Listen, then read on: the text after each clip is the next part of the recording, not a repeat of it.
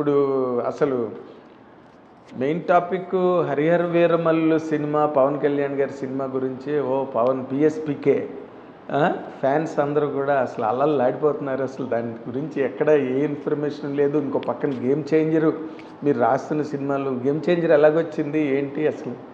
Game changer next level movie sir. అవునా? అదే ఇందాకే శంకర్ గారితో కూడా మీరు మాట్లాడి మరీ వచ్చారు ఇక్కడికి. అవునవును, అద్భుతమైన సినిమా అది. Game changer next level movie. Harihara Veeramallu extraordinary movie, there is no doubt it. అంటే గేమ్ చేంజర్ అన్నది నిజంగా వీళ్ళు అఫ్కోర్స్ ఇప్పుడు రామ్ చరణ్కి ఈ రోజున already he's touched the top of the globe. ప్రపంచంలోనే హాలీవుడ్ వాళ్ళే సినిమాలు చేయమని అడుగుతున్న స్టేజ్కి వచ్చేసాడు Ram Charan. It's a very rare feat for a regional hero. North వరకు వెళ్ళడమే కష్టం, బాలీవుడ్ వరకు, అలాంటిది వరల్డ్ హాలీవుడ్ వరకు. బట్ గేమ్ చేంజర్ అన్నది ఆ మాట, ఆ టైటిల్ రామ్ చరణ్ కెరీర్కి ఏ విధంగా ఉపయోగపడుతుంది సార్? సినిమా అది సామాన్య సినిమా కాదు సార్ గేమ్ చేంజరు. మీకు అసలు ప్రతి సీను, ప్రతి షాటు మనం ఒక అద్భుతాన్ని చూస్తున్న ఫీలింగ్ కలిగిస్తుంది అది. ఆ సినిమా ఇప్పుడు త్రిబుల్ ఆర్ ఏ విధంగా అయితే ఒక నెక్స్ట్ లెవెల్కి తీసుకెళ్ళిందో, గేమ్ చేంజర్ కూడా నెక్స్ట్ లెవెల్కి తీసుకెళ్తుంది. అవునా? ఆ సినిమాకి పనిచేసిన ప్రతి ఒక్కళ్ళది. ఓకే. అంటే శంకర్ ఈ మధ్య రోజుల్లో కొంచెం స్లాక్ పీరియడ్లో ఉన్నాడు డైరెక్టర్గా అన్నది ఒకటి బాగా వినిపిస్తుంది సార్. అంటే తను బాగా ఆవిష్కరించుకోగలిగేటండి సినిమాలో. అంటే మళ్ళీ ఒక పాత శంకర్ కనిపిస్తారు, ఒక భారతీయుడు అలాంటి సినిమాలు. సార్ ఇప్పుడు ఒక సినిమా ఫ్లాప్ అయిందంటే దానికి 100 కారణాలు ఉంటాయండి. ఒక సినిమా ఫ్లాప్ అయినా హిట్ అయినా 100 కారణాలు ఉంటాయి. హిట్ అయితే మనం పడ్డ కష్టం ఒక సరైన వేలో వెళ్ళింది.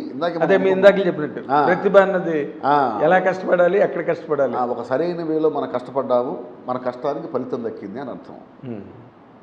ఫెయిల్ అయిందంటే ఆ కష్టం సరైన పద్ధతిలో పడలేదు, సరైన పద్ధతిలో కష్టపడే అవకాశం రాకపోవడానికి కూడా 100 రకాల కారణాలు ఉంటాయి. సరైన పద్ధతిలో కష్టపడడానికి మనకు కష్టపడటం చేత కాదంటే అంతకుముందు ఆల్రెడీ రుజువైంది కదా. సరైన పద్ధతిలో కష్టపడగలడు, సరైన పద్ధతిలో ఆయన ఫలితాన్ని తీసుకురాగలడు, ఒక క్లాసిక్స్ ఇవ్వగలడు, ప్రపంచాన్ని షేక్ చేయగలడు అని చెప్పేసి ఆల్రెడీ ప్రూవ్డ్. అవునండి, ఆల్రెడీ ప్రూవ్డ్. రోబోలాట్ సినిమా ఎవరు ఊహించని సినిమా తీశాడు కదా. అంతే కదా, ఎవరు ఊహించిన సినిమా తీశాడు, ఇప్పుడో తీసాడు ఆయన ఇన్ని. అవునండి. ఆ తర్వాత 1-2 ఫ్లాపులు వచ్చినాయి అంటే దాని అర్థం ఆయనకి తెలియకో ఆయన చెయ్యకో కాదండి.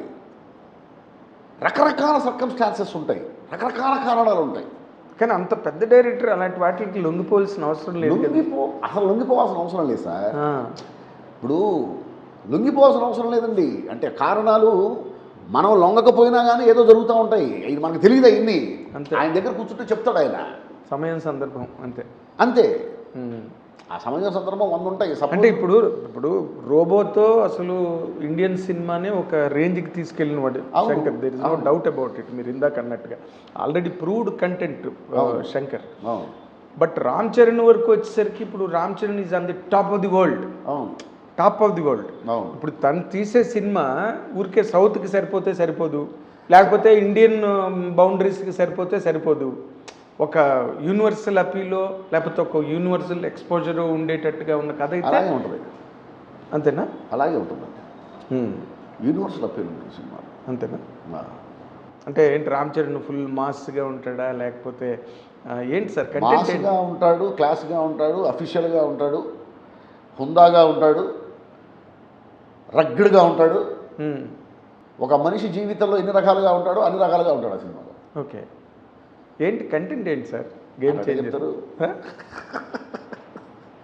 కాదు, ఊరికే అంటే మామూలుగా శంకర్ సినిమాల్లాగే మనం మాట్లాడుకుందాం అనుకోండి. ఫర్ ఎగ్జాంపుల్ ఒక రోబో ఒక డిఫరెంట్ ఫిల్ము, ఒక భారతీయుడు ఇంకోటి, జెంటిల్మెన్ ఇంకోటి, జీన్స్ ఇంకోటి.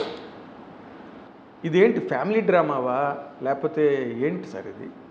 ఎక్కడ ఏమీ లేదు దాని గురించి. గేమ్ చేంజరు అంతే అంతే. దాని గురించి ఏం చెప్పాలన్నా కూడాను డైరెక్టర్ గారి నుంచే వస్తుందండి. డైరెక్టర్ గారు ఇది ఒక పలానా విషయం లీక్ చేయండి, బయటికి వదలండి అన్నప్పుడు అది వస్తుంది బయటికి. ఓకే. పైగా అక్కడేమో శంకర్, ఇక్కడేమో రామ్ చరణ్, అవతలు కట్ చేస్తే దిల్ రాజు గారు, ఈ కట్ చేస్తే బుర్ర సాయి మాధవ్ గారు. నాదే ఏంటి అసలు ఈ బేబత్సం?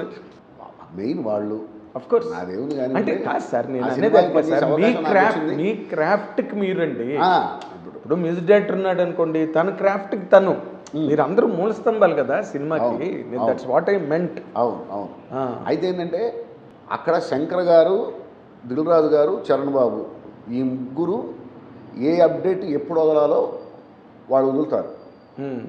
వాళ్ళకి దిల్ రాజు గారు కూడా చేతులు ఎత్తేసాడు, నన్ను రిలీజ్ డేట్ అడగండి, ఎప్పుడు Shankar complete you can announce the date అంటే అప్పుడు నేను అనౌన్స్ చేస్తాను, అంతవరకు నేను అనౌన్స్ చేయను. దిల్ రాజు గారు ఎప్పుడు చేతులు ఎత్తారు సార్. చేతులు ఎత్తడం ఇన్ ది సెన్స్, చేతులు ఎత్తడం in the sense me release ఎప్పుడండి అని అడిగితే నార్మల్గా అతను చాలా డేరింగ్గా నాకేం తెలియదు అని చెప్పటం కూడా అది కూడా అప్డేట్.